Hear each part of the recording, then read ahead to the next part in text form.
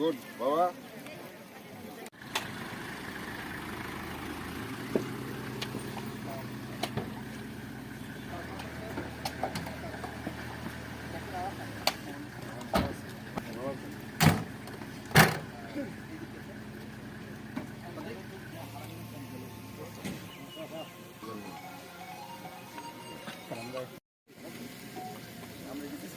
হ্যাঁ ঠিক আছে, বাবা কেমন আছো তোমরা?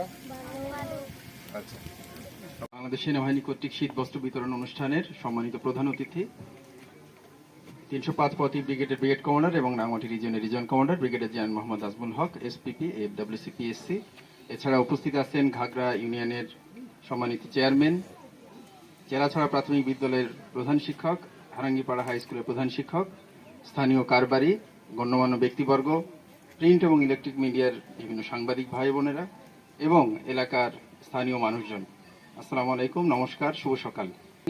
আমরা বাংলাদেশ সেনাবাহিনী সবসময় জনগণের কাজে নিয়োজিত আছি, ছিলাম এবং ভবিষ্যতে থাকব। এই চেলাছড়া এবং হারাঙ্গিপাড়া এলাকাটা অনেকদিন ধরেই অবহেলিত ছিল। এখানে শিক্ষার উপকরণে যেমন অপ্রতুলতা আছে, চিকিৎসা এবং অন্যান্য সুবিধাদির অনেক অপ্রতুলতা আছে। তো বাংলাদেশ সেনাবাহিনী আমরা আপনাদের কাছে এসেছি। এখানে আমরা চিকিৎসা ক্যাম্পেইন পরিচালনা করছি এবং আজকে আমরা শীতার্তদের মাঝে কম্বল দিব, স্থানীয় 2টা স্কুলকে আমরা খেলাধুলার সামগ্রী দিব।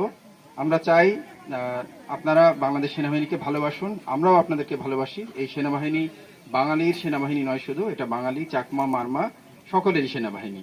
তো আমি আমার বক্তব্যকে দীর্ঘায়িত না করে সংক্ষিপ্ত বক্তব্য এখানেই শেষ করছি। সবাইকে গুড বাবা।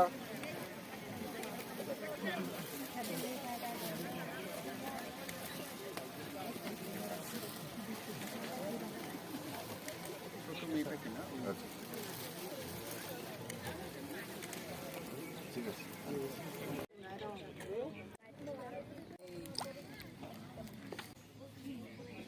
বলে দিতে পারছো না, লিখে দেবো। দাও একটা। Ready, sir. Sir. Thank you, sir. Please, sir.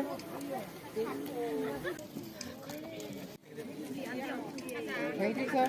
জায়গায় বিভিন্ন দুর্গম এলাকায় অলরেডি আমার পেট্রোল ওখানে যাচ্ছে এবং জনসেবামূলক কর্মকাণ্ড করছি।